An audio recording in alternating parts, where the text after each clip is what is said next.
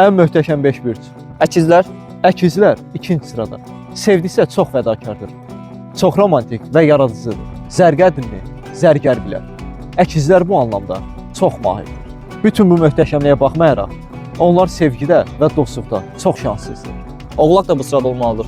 Oğlaq bürcü 1-ci sırada.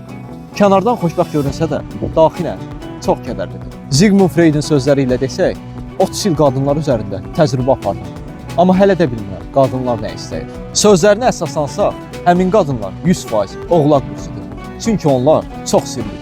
Buğa. Buğa bürcü 4-cü sırada. Yunan filosofu Sokratın sözləri ilə desək, insan dilinin altında gizlənir. Danışdığım sən kimsən cümləsi 100% buğalara aiddir. Çünki 6-cı hissi güclü olan buğaları aldatmaq çox çətin. Şir də olmalıdır bu siyahda. Ölümdən qorxan insan heç nəyə nail ola bilməz.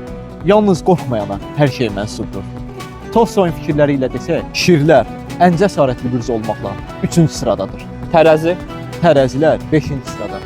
Ağıllı insan səhvlərindən nəticə çıxaran, müdrik insan isə ümumiyyətlə səhv etməyəndir. Fikirləri təbii ki, tərəzilərə aiddir.